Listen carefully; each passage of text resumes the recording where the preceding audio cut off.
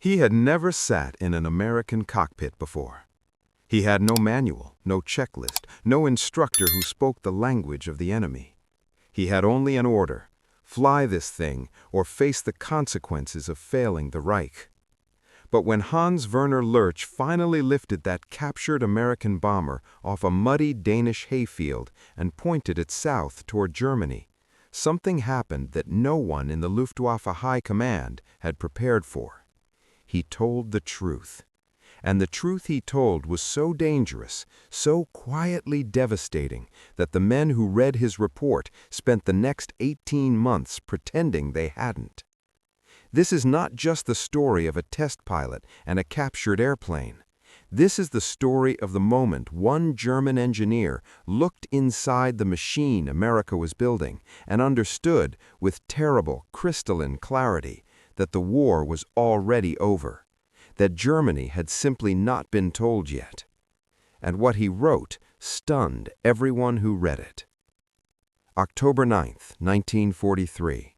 A fog-soaked estate field outside the Danish town of Vard. The kind of morning that feels like the earth itself is holding its breath. The mist has just begun to peel back from the grass when Hans Werner Lurch arrives and sees it for the first time. A Boeing B-17F Flying Fortress, sitting in a hayfield, olive drab paint, a white American star on the fuselage, a name painted near the nose in the casual, defiant handwriting of young men far from home, Miss Nona, too. American serial number 4230336, completely intact, barely a scratch on it. No fire, no explosion, no drama, just an enormous four-engined American heavy bomber sitting in a Danish field like it had simply decided to stop there for a rest. 12 hours earlier, this aircraft had been part of the 385th Bomb Group, flying a raid deep into the heart of Germany. On the way home, an engine failed. The pilot turned north for neutral Sweden, where the crew could land safely and sit out the war in comfort. The navigator, exhausted and operating under the specific kind of stress that only comes from flying a damaged aircraft over enemy territory while people are actively trying to kill you, made one irreversible error in his heading.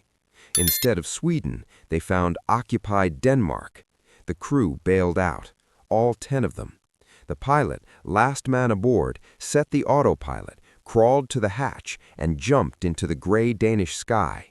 And the aircraft, with no one at the controls, no hand on the yoke, no foot on the rudder, simply flew itself down. Gentle descent, steady approach, soft belly landing in a hayfield that no rational aircraft designer had ever intended to receive a 65,000-pound, four-engined heavy bomber. Almost no damage, almost perfectly intact. The Germans who arrived within hours could barely believe what they were looking at. And within days, a phone call reached the Reckland Test Center, the most secretive flight evaluation facility in the entire German Reich, with a very simple message. There is a B-17 in Denmark. It is yours. Find a pilot good enough to fly it out. Because whatever the Americans have built into that airplane, the Reich needs to know about it by tomorrow. The man they called was Hans Werner Lurch, and what he was about to discover would shake the foundations of everything the German High Command had been telling itself about the war in the air. To understand why that single flight mattered so much, you have to understand what Germany did not know in the autumn of 1943. They knew the B-17 was a heavy bomber. They knew it was being manufactured somewhere in the vast, unbombed interior of the western United States. They knew from crawling through the wreckage of dozens of shot-down examples that it carried 13 .50 caliber machine guns arranged in turrets and handheld mounts across its fuselage, and that it was powered by 4 Wright Cyclone radial engines. They knew the men who flew it had given it a name, the Flying Fortress, with the kind of cheerful American confidence that the men of the Luftwaffe found simultaneously irritating and quietly unnerving. But none of that told them the things that actually mattered for fighting the airplane. They did not know its true operational ceiling under full combat load. They did not know its actual stall speed at maximum bomb weight. They did not know how it behaved when one engine failed, then two, then three. They did not know which of its controls became dangerously heavy and unresponsive at altitude. They did not know where its gunners had blind spots, the specific cones of dead air where a fighter could press in close without a single American gun being able to reach it. They did not know where a 20mm cannon shell would do catastrophic structural damage, and where the same shell would punch through aluminum skin and do almost nothing at all. Most critically of all, they did not know how it took punishment, because every single B-17 the Luftwaffe had ever encountered had been shooting back at them, every one, until a man named Paul Flickinger put his burning aircraft down, wheels up, in a French hayfield almost a year earlier, and the crew walked away and left the aircraft sitting there with all its secrets still locked inside. That aircraft was called Wolfhound, and the story of what happened to it and what it revealed begins not in Denmark in October 1943, but in France in December 1942, on a morning when 10 young Americans stood in a field and tried to figure out how to destroy their own aircraft before the enemy got to it. December 12, 1942, mission number 6 for the 303rd Bomb Group, Hell's Angels, based at Molesworth, England. Target, the railroad marshalling yards at Sotteville-le-Rouen in occupied France. The 303rd is only one of 4 B-17 groups operating in the entire 8th Air Force at this stage of the war. The American daylight bombing campaign over Europe is barely 2 months old. Everything about it, the tactics, the formations, the fighter coverage, the altitude, the timing, is still being learned the hard way, in the air, at altitude, by men who will mostly not survive long enough to teach the next class. In the left seat of B-17F serial number 4224585, named Wolfhound, sits First Lieutenant Paul Frank Flickinger, Jr. He's 24 years old. His co-pilot, Second Lieutenant Jack Williams, is 23. The navigator, First Lieutenant Gilbert Shalter, is 25. The youngest man aboard is Sergeant George Dillard, 20 years old. The average age of the 10 men flying Wolfhound that morning is just over 23. Boys, in any honest accounting. Boys doing the most dangerous job in the most dangerous war the world had ever seen. The bomb run over Sotteville-le-Rouen goes wrong almost immediately. Focke-Wulf 190s slash through the formation in repeated coordinated passes, coming in hard and fast, and Wolfhound takes hits. An engine loses power. The hydraulic system, the system that controls the landing gear, the flaps, half the aircraft's critical functions, fails completely. Flickinger pulls out of the formation. He cannot make it back across the channel. He flies south, away from the burning rail yards, away from the circling German fighters, looking for any piece of open ground that a wounded heavy bomber can reach before it falls out of the sky. 60 miles southeast of Paris, near the small French town of Mehun, he finds a hayfield. He puts it down, wheels up, ball turret guns pressing into the dirt. The aircraft slides to a stop, and 10 young Americans crawl out, blinking, into a gray December morning in occupied France. Now picture this moment, really hold it in your mind. 10 Americans, a hayfield, their bomber sitting behind them, mostly intact, engine still ticking as it cools, German troops minutes away, and approximately 15 French civilians materializing from the tree lines and field edges, running toward them across the frost-hardened grass. Sergeant Norman Theron, the right waist gunner and the only man on the crew who speaks any French at all, pushes to the front. He asks the French farmers the single most important question of his young life: which direction should they run? The French civilians answer without hesitation: any direction but north. 6 of the 10 men actually make it. Schalter and Williams pair up and head west, eventually connecting with the French resistance underground network and working their way back to England. Theron and 3 others follow a similar path. The 4 men who go north, including Flickinger himself, are captured within hours.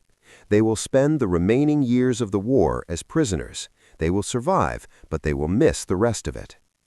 The crew gets half the story. The airplane gets the other half. Because in their final minutes on the ground, in the rushing, chaotic urgency of 10 men trying to evade capture, they made one decision they could not take back. They could not figure out how to destroy Wolfhound. They had no demolition charges.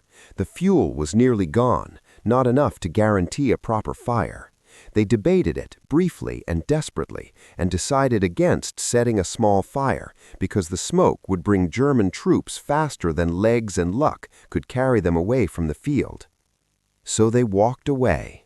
They left a B-17F, barely damaged, sitting in a French hayfield. And within hours, German troops had it surrounded.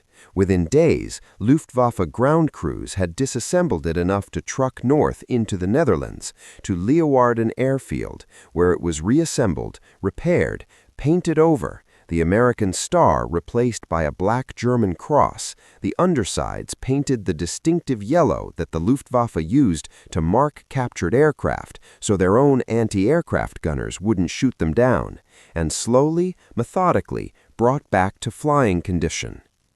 On March 17, 1943, exactly 3 months and 5 days after Lieutenant Flickinger's wheels-up landing, Wolfhound took off again. German hands on the yoke, German feet on the rudder pedals, German eyes scanning instruments that still bore Boeing's part numbers and the U.S. Army Air Force inspection stamps. It was the first intact B-17 the Luftwaffe had ever possessed, and as the engineers at Rechlin were about to discover, they had not captured a machine. They had captured a textbook. Hans Werner Lurch was not a famous name. He was not a celebrated ace. He was not a propaganda figure with his face on recruitment posters or his victories announced on German radio. He was something considerably rarer in wartime Germany, a quiet, methodical, university-trained engineer who also happened to be one of the most gifted natural aviators in the entire Reich. He was born in 1914 in Posen, in what was then Eastern Germany and is now Western Poland. His father died when Hans was 5. The family moved to Breslau, where his mother, a librarian, stretched a small pension across 4 children through the shattering inflation of the early 1920s. The boy could not afford to buy aviation magazines. He read them on the floor of bookshops until the owners chased him out. He built model gliders from scraps. By 1931, at 17 years old, he was already a licensed glider pilot. In the same training course, he met a young woman his age who would go on to become Germany's most famous female aviator, Hanna Reischig. They trained together. They went in entirely different directions. She became a legend. He became something more useful, a man who could be trusted to get into any aircraft ever built and bring it home without lying about what he found. By the late 1930s, Lurch was at Rechlin, flying evaluation missions for the Luftwaffe's secretive test center on the shore of Lake Müritz, north of Berlin. His job was simple in description and ferocious in execution. Fly anything the Reich needed tested and tell the truth about it in writing afterward. By the end of the war, his logbook would list more than 120 distinct aircraft types: Soviet fighters, British bombers, American heavy aircraft, Italian trainers, experimental prototypes that no one outside a handful of engineers had ever seen. He flew every one of them. He never crashed a single one. Not one serious incident, not one aircraft returned with structural damage that could be attributed to pilot error. In a profession where the average career lasted 3 years and ended in a smoking impact crater, that record alone made him extraordinary. In May of 1943, 2 months after Wolfhound made its first German flight, Lurch received his formal assignment to the Captured Aircraft Evaluation Program. He had spent the spring flying German fighters and bombers, working methodically through the Luftwaffe's own production types. Now they wanted him flying the enemy's machines. The first were Soviet types, then a Spitfire. Then, in October of 1943, the call that he would later describe in his memoir as the one he had been waiting for without quite realizing it. A B-17 had come down in Denmark, almost completely intact. The Leot team needed someone to fly it out of a muddy estate field near Vard and bring it home to Germany. He arrived the following day. He walked the field. He paced the distance available for a takeoff run. He tested the soil with his heel, measuring how much resistance the ground would give under the weight of a loaded bomber's landing gear. He studied the tree line at the field's boundary, calculating the angle of climb he would need to clear it. He noted the prevailing wind direction. He looked at the aircraft from every angle. Then he climbed the ladder and sat in the left seat for nearly an hour, alone, quiet, methodical. He identified every switch, every lever, every gauge, not by reading a manual he didn't have, but by reasoning out what each instrument had to be measuring based on what he could see and feel and already knew about four-engine aircraft design. He found the fuel selectors, he found the supercharger controls, he found the engine starters and the propeller pitch adjusters. He noted, with what his memoir later describes as quiet professional amusement, that the Americans had marked the safe operating ranges on their engine instruments in red and green. The Luftwaffe did not do this. He wrote that he was obliged to the Americans for the courtesy. Then, after stripping out every removable piece of weight he could find, armor plates, ammunition, the guns themselves, he started the engines. 4 Wright Cyclones, roughly 1,200 horsepower each. He ran them up against the brakes. He felt how the airframe responded. He felt where the controls bit and where they went loose. He noted the trim characteristics. Then he released the brakes. The B-17 lifted off the Danish hayfield in a shorter distance than he had expected. He climbed gently, pointed south toward Germany, and somewhere over the Baltic coast, Hans Werner Lerche, Rechlin test engineer, began composing in his head the words he would eventually put into his memoir, the words his commanders had not asked him to write, the words they would not, when they read them, particularly want to hear. He wrote that the B-17 was a magnificent aircraft. Let that settle for a moment. A German Luftwaffe officer, in the autumn of 1943, in the middle of a war his country was actively losing against the nation that built this airplane, chose the word magnificent. Not adequate, not capable, not better than expected, magnificent.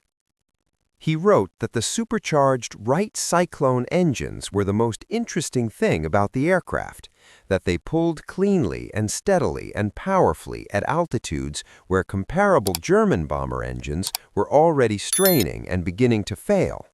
He wrote that the structural design was more robust than anything he had previously flown in any uniform. He noted, in the careful, neutral language of an engineer recording empirical fact, that during one subsequent test flight, an engine failed at approximately 9,000 feet. The German crew he was carrying prepared to bail out. The aircraft simply continued flying. 3 engines. Then, by deliberate test, Lerche feathered a second engine and flew the aircraft home on 2, and made a safe landing, and walked away, and wrote in his report that the structural integrity and the 2 remaining engines had handled the situation without drama. His criticisms of the B-17 occupied approximately 2 sentences. The aileron forces were relatively high, the rudder was heavy. That was it.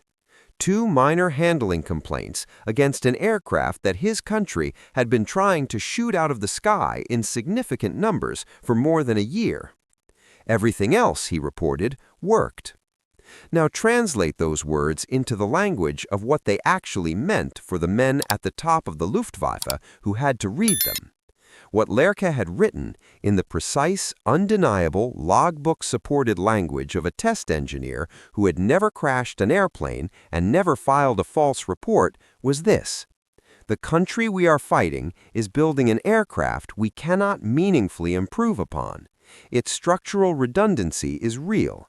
Its engine performance at altitude is real.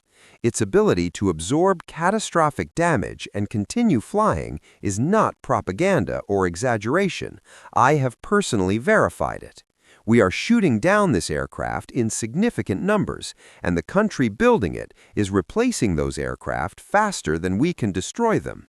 And the aircraft they are replacing them with are identical, interchangeable, and just as capable as the ones we shot down." That is what his words said between the lines to people who were paid to read between the lines. And it was the most terrifying thing anyone had put in writing inside the Luftwaffe High Command since the war began. But Lerche's report was only half the story of what the captured B-17 program produced, because while he was writing his careful, devastating engineering assessment, another Luftwaffe officer had been studying Wolfhound for a completely different purpose: not to understand the airplane, to figure out how to kill it more efficiently. His name was Egon Meyer, born 19th, 1917 in Constance on the Swiss border, a small, slight man with the kind of face that looked perpetually slightly amused at something the people around him hadn't noticed yet. He had scored his first aerial victory in June 1940 over France, flying with Jagdgeschwader II, the legendary Richthofen wing. By late 1942, he had accumulated nearly 50 victories, but his real gift was never his shooting, it was his reading. He consumed combat reports the way engineers read blueprints, looking for the pattern beneath the pattern, the weakness the numbers were trying to hide. And starting in late 1942, he had begun a private project. He collected every Luftwaffe combat report involving attacks on American four-engine bombers. He drove out to crash sites of downed B-17s and B-24s and walked around the wreckage with a notebook in his hand, looking at where the German bullets and cannon shells had hit, and, more importantly, where they hadn't. He compared what German pilots reported with what the wreckage confirmed. He sat with the math for weeks. And he noticed something that no official German tactical doctrine had yet caught up to. The B-17 in late 1942 carried 13 machine guns arranged to cover attacks from the rear, the sides, above, and below. The coverage was formidable, overlapping, and had been specifically designed to create a defensive bubble that made attacking from behind or the flanks nearly suicidal for German fighters.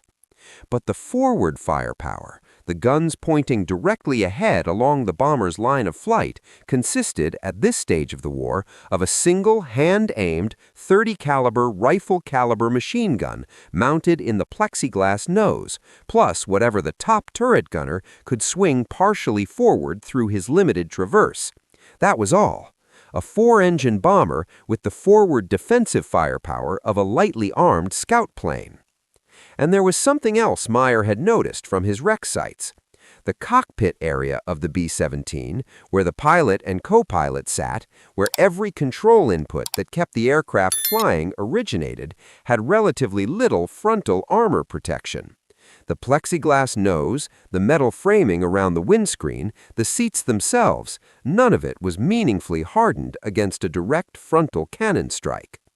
A single 20mm explosive shell placed into that cockpit area would, with high probability, kill or disable both pilots simultaneously, and if both pilots went down, the aircraft would fall out of formation. And once it fell out of formation, trailing fighters could finish it at their leisure. There was one problem with this tactic, and it was a serious one.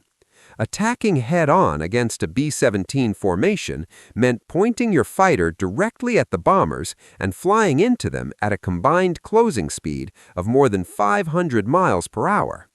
At that speed, the attacking pilot would have 2 seconds, 3 at the absolute most, in which to line up, fire, and pull away before flying directly into the aircraft he was trying to destroy. The margin for error was essentially zero. Too early, you missed. Too late, you died. The geometry was savage, and the skill requirement was at the outer limit of what human reflexes could reliably manage. On November 23, 1942, 3 weeks before Wolfhound's wheels-up landing in France, Egon Meyer led a Kette, a 3-aircraft formation, in the first deliberate, planned, coordinated head-on attack against an American heavy bomber formation in history. The target was the 91st Bomb Group on a mission on U-boat pens at Saint-Nazaire on the French Atlantic. Meyer led from the front. The 3 Focke-Wulfs came in slightly above and ahead, accelerating hard, opened fire at the last possible fraction of a second with a no-deflection burst aimed at where the lead bomber's cockpits would be in the next half-second, and then pulled up sharply to clear the formation above. When it was over, Meyer had personally claimed 2 B-17s and a B-24 destroyed in a single pass. His 3-aircraft formation had broken apart the lead element of an entire bomb group with one coordinated strike. American gunners in the rest of the formation, caught completely off guard by an attack from a direction they had never been trained to expect, had been so disoriented that some of them never even fired. The 8th Air Force Mission Report afterward noted in the dry, controlled language that disguises a great deal of institutional alarm that a change of enemy fighter tactics was observed in this operation, nearly all attacks being frontal. One historian, writing decades later, was considerably more direct. From that moment, he wrote, the B-17 was functionally obsolete as a genuinely self-defending bomber. It would take the Americans more than a year, until the spring of 1944, to design, manufacture, and install the chin turret, the cheek-mounted guns, and the additional nose armor that finally restored meaningful frontal defense to the Flying Fortress.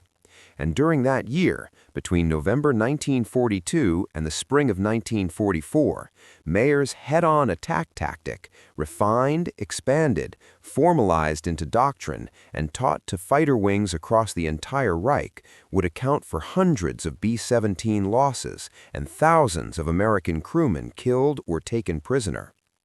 Adolf Galland, the general of fighters, was so impressed by Meyer's results that he circulated a new set of mandatory tactical regulations to every fighter unit on the Western Front. His first directive was unambiguous. Attacking a 4-engine bomber formation from the rear, Galland wrote, promises little success and almost always produces losses. From that point forward, the doctrine would be the Meyer doctrine, attack from the front, close fast, fire short, pull away, repeat. And this is where Wolfhound and Miss Nona II connect directly to what Meyer was building. When Wolfhound arrived at Rechlin in early 1943, Meyer's tactic had worked brilliantly on November 23rd and on several subsequent raids, but it was still being argued about in the tactical schools. Skeptics maintained that it was not reproducible at scale, that it required pilot skills too exceptional to be standardized across an entire fighter arm. The captured B-17 settled that argument definitively. Because for the first time, German fighter pilots could climb into a real, intact, operational flying fortress. They could sit in the left seat and see for themselves how narrow the field of view through the windscreen actually was. They could look at the gun mounts and verify with their own eyes that nothing the American gunners could physically do from inside that aircraft would protect the cockpit from a properly delivered frontal attack. Some of the Luftwaffe's fighter units even conducted live demonstration attacks against Wolfhound, with Lurch or another test pilot holding it on a steady heading at altitude, while German fighters made practice runs against it, learning the closing geometry under controlled conditions rather than under fire. The captured B-17 became, in effect, a flying classroom for the tactic that was killing it. The particular strain of dark irony in that fact was not lost on the Germans who participated in the program. They were sitting inside an aircraft, learning how to kill the type of aircraft they were sitting inside. But the deeper irony, the one that Lurch understood, and that Mayer probably understood too, even if neither of them could say it aloud in a Reich where optimism was mandatory, was this. The tactic worked. It worked spectacularly. It was the most effective single anti-bomber innovation of the entire air war, and it did not matter, because the Americans kept building more. At the peak of B-17 production in 1944, the Boeing plant in Seattle, the Douglas plant at Long Beach, and the Lockheed Vega plant in Burbank were together completing more than 500 flying fortresses every single month. 500 aircraft per month rolling off production lines in a country that had not lost the single factory to enemy bombing, supplied by raw material pipelines of continental scale, assembled by workers whose shifts ran around the clock 7 days a week. By the end of the war, total B-17 production would exceed 12,700 aircraft. Mayer's tactic was perfect, and the production lines in Washington and California simply absorbed the losses and kept going. Mayer himself seemed to understand this at some level that his mission pace reflects, even if his words don't say it directly. He flew. He kept flying. His victory score climbed through 1943 and into early 1944. 80 victories, 90, 100. On February 4, 1944, he became the first Luftwaffe fighter pilot on the Channel Front to reach the 100 mark. He was 26 years old. 26 days later, on March 2, 1944, leading 14 Focke-Wulfs against a B-17 formation in the area of Sedan, he failed to spot 29 P-47 Thunderbolt escorts 5,000 feet above him. His aircraft took hits in the nose and the cockpit. The man who had invented the head-on attack against the Flying Fortress was killed by an attack from above and behind. He was buried at Beaumont-le-Roger in France, posthumously promoted, posthumously decorated, final score, 102 victories. The B-17 production lines in California and Washington kept running. While Lurch was compiling his engineering reports and Mayer was refining his tactics, a third strand of the captured B-17 story was unfolding in the deepest secrecy inside the most classified aviation unit the German Reich ever created. It was called Kampfgeschwader 200, KG 200. On paper, it was the 200th Combat Wing. In reality, it answered directly and exclusively to the Luftwaffe High Command, with a charter that covered special operations ranging from inserting German agents behind Allied lines to long-range reconnaissance over territories Germany was not supposed to be flying over at all. And starting in late 1943, it acquired a small, carefully maintained fleet of captured American heavy bombers, 5 B-17Fs and 2 B-17Gs by the war's end, the largest collection of operational captured B-17s ever assembled by any nation. KG-200's B-17 unit was based at Finsterwald, about 100 miles south of Berlin. The aircraft were painted in German camouflage and given German radio equipment and German altimeters and given the unit designator A3. Wolfhound was transferred to KG-200 on September 11, 1943, redesignated A3 plus AE. Its days of a teaching aircraft were finished. Its career of a ghost was beginning. The missions were almost entirely clandestine, dropping supply containers to German intelligence agents operating in German-occupied Greece, inserting commando teams behind Soviet lines on the Eastern Front under cover of darkness, using the B-17's impressive range and load capacity, long-range reconnaissance sweeps across the Mediterranean towards North Africa. KG-200's B-17s flew at one point or another into the airspace of the Soviet Union, Poland, France, Belgium, the Netherlands, Greece, Italy, Ireland and as far afield as Palestine and the North African desert. They flew at night, they flew alone, they flew with crews who, by standing order, were the only people aboard who knew the actual destination. The bomb bays carried not bombs, but cargo containers and parachute rigs and silent men carrying false papers and buried operational orders. KG-200 pilots loved the B-17. The historical record on this point is unambiguous. Compared to German heavy aircraft with equivalent operational range and load capacity, the Heinkel 377 Greif, which had a persistent and well-earned reputation for catching fire in flight under the particular stress of its unconventional coupled engine arrangement, or the Junkers Ju-290, which was rare and mechanically temperamental, the B-17 was rugged, reliable, straightforward to handle, and willing to operate from grass fields and improvised strips that the Junkers and Heinkels simply could not safely use. One KG-200 veteran interviewed decades after the war told the interviewer with complete simplicity that the American aircraft was the best aircraft he had ever flown in any uniform, on any mission, for any country. But the missions were dangerous in a way that normal combat operations were not, because every KG-200 B-17 in the air was a target for both sides simultaneously.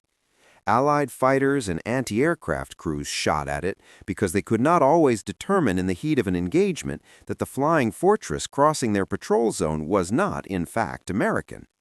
German fighters and anti-aircraft crews shot at it because even with the distinctive yellow undersides and the German crosses painted on its fuselage, an alert gunner who saw a B-17 silhouette at night or in poor visibility tended to open fire first and check the paint job afterward. One incident in particular captures the particular, almost theatrical absurdity of what this war had become for the men flying captured American bombers for Germany. On June 27, 1944, a KG-200 B-17 carrying the German designator A3+FB was on a clandestine mission over the western Mediterranean. Something went wrong. The precise cause has never been definitively established, whether engine trouble or navigation error or fuel miscalculation, possibly some combination of all three. The aircraft diverted to neutral Spain and made an emergency landing at Manises Airport in Valencia. The Spanish authorities, officially neutral but practically friendly to Germany, did what international law required of them. They interned the aircraft and its German crew for the duration of the war. The crew would sit out the remainder of the conflict in reasonably comfortable captivity in a country that wanted trouble with neither side. But consider what the Spanish ground crew saw when they walked out to meet this unannounced aircraft on their tarmac. A Boeing B-17 Flying Fortress, German cross on the tail, American serial number stamped on the fuselage, German pilots climbing out of the cockpit. They stood and looked at it for several minutes, these Spanish airport workers, before anyone was confident enough to say with certainty what exactly they were looking at. That image, that moment of genuine international bewilderment on a neutral country's tarmac, tells you everything you need to know about how strange this war had become. Wolfhound survived in German service longer than almost anyone else who had touched it. After its service as a trainer at Rechlin, after its transfer to KG-200 for clandestine operations, it went back to training duties, carrying Luftwaffe fighter pilots through the same education in American aircraft design that it had been providing since the spring of 1943.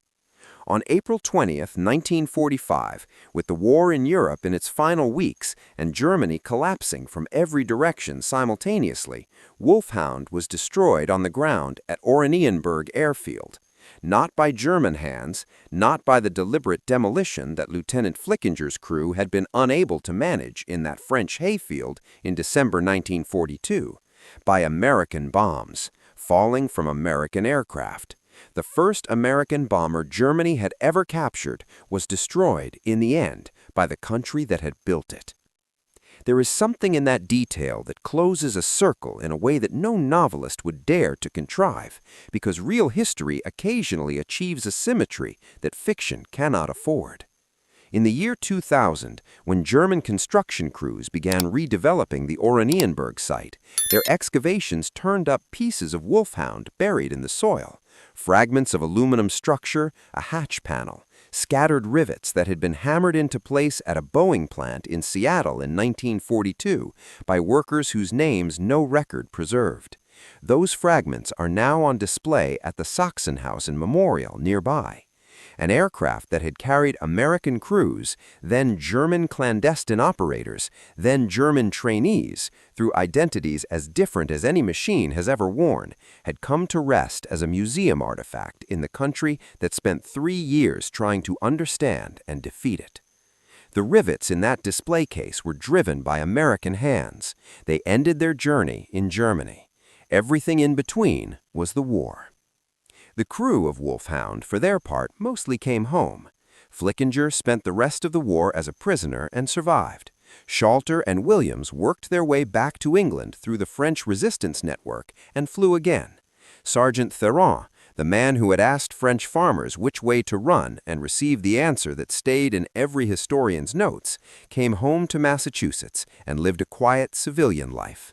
They were not famous, they were not celebrated beyond their immediate circles. They were 10 ordinary American young men who had spent 6 weeks in combat, lost their airplane on Mission 6, and walked away from the war far earlier than they had expected or planned.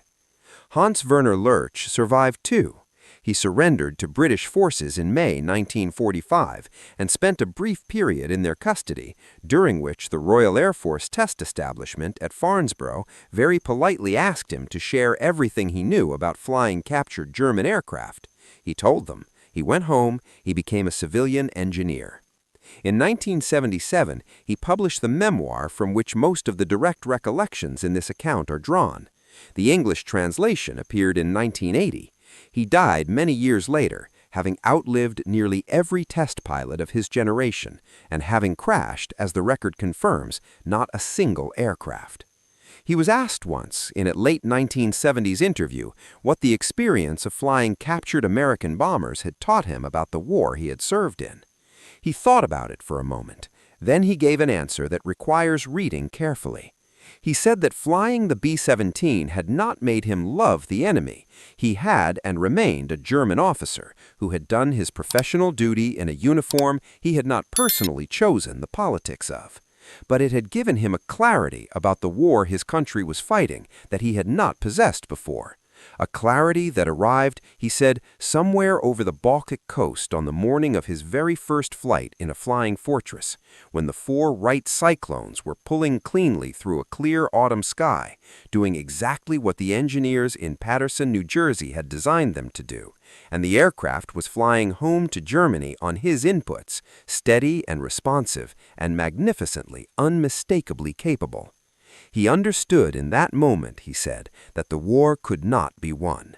Not because German pilots were less skilled, not because German engineers were less talented as individuals, but because the system producing this aircraft, the undamaged factories, the unlimited raw materials, the standardized parts, the interchangeable components, the training pipelines feeding fresh crews at a rate Germany could not approach. Mayer's head-on attack was the most lethal anti-bomber attack the war produced. It killed him before it could kill the campaign. Wolfhound's secrets, extracted so painstakingly over months of evaluation flights, told the Germans exactly what they were facing, and what they were facing could not be defeated by knowing about it. There is one final thread to pull here, the one that explains why Lurch's words, the words of a German test pilot praising an American aircraft in the autumn of 1943, should still resonate 8 decades later to anyone paying attention. The B-17 was not the product of individual genius. It has to be said plainly, because the temptation, when you look at what the Flying Fortress accomplished, is to assume that it must have been the work of extraordinary people operating at extraordinary levels. It was not. The Boeing engineers in Seattle were excellent, but no individual among them was meaningfully superior to the engineers at Heinkel or Junkers or Focke-Wulf. The Wright Cyclone engineers in Paterson were talented, but none of them was outclassing his counterparts at Daimler-Benz or BMW on a purely individual technical basis. The men on the assembly lines in Long Beach and Burbank were competent and well-trained, but German assembly workers were competent and well-trained too. What the Americans had was the system, a system in which a continental industrial base, physically untouched by enemy bombing and supplied by effectively unlimited raw materials from a continent-sized interior, organized itself around the production of a single airframe with a level of standardization, quality control, and component interchangeability that no European industrial economy, fighting a two-front war, being bombed around the clock, stretching its supply chains to breaking point, could match or even closely approach. Every B-17 rolling off the production line in 1944 was effectively identical to every other B-17 rolling off the production line in 1944. The parts were interchangeable. A crew chief in England could pull a replacement component from a standard supply bin and install it in an hour, and the aircraft would fly the next morning. When a B-17 was shot down, 2 more were waiting at the replacement depot. The training pipelines were standardized. The maintenance manuals were the same in every squadron, on every base, in every theater.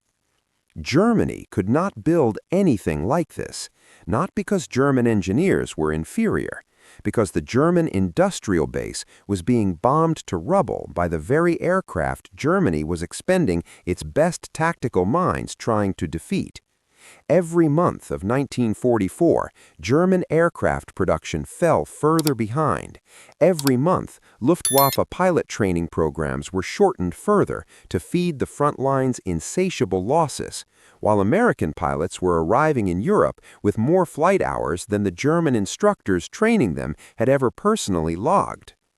By the end of 1944, the Luftwaffe was regularly sending 19-year-olds with 100 hours of total flight time against American crews who had 400 hours and more. This is what Hans Werner Lurch actually saw and actually understood when he flew the captured B-17. He did not see an airplane. He saw through the airplane a glimpse of the system that had built it. And as an engineer who spent his professional life understanding systems, he grasped immediately that there was no tactical response to a system producing aircraft at that rate, because the system was generating aircraft faster than any tactic could destroy them. His report said this, clearly, professionally, unambiguously, in the measured language of a man who had never filed a false document in his career. The men above him in the chain of command read it, they understood it, and they spent the next 18 months and the lives of roughly 750,000 more soldiers and airmen on all sides behaving as though they had not. That is the part of his words that should still shock anyone who reads them today, not what the engineer wrote, what the system above him refused because it could not afford to hear. The men who flew Wolfhound and Miss Nona II and Phyllis Marie, Americans and Germans both, were professionals. They were doing professional work in a war that none of them had personally started or chosen. The B-17 they fought over was, in the final accounting, a machine, a magnificent machine, one of the most capable and consequential aircraft ever built, but a machine. What made it the decisive instrument of the air war over Europe was not the bolted aluminum and the 4 engines and the 13 guns. It was the country that had built it and the system that made the building possible, and the willingness of the men and women on those production lines to keep building more, month after month, even as the losses mounted and the casualty reports kept coming. Paul Flickinger, Hans Werner Lurch, Egon Meyer, George Dillard, Norman Theron, Ned Palmer. These men were not numbers in a production ledger. They had names. They had mothers who stretched small pensions across difficult years. They read magazines on the floors of bookshops because they could not afford to buy them. They asked French farmers which direction to run. They sat alone in captured cockpits for an hour, identifying instruments by logic and intuition in a language their country was at war with. They deserved to be remembered by name. And the truth they told, or refused to hear, deserves to be remembered too.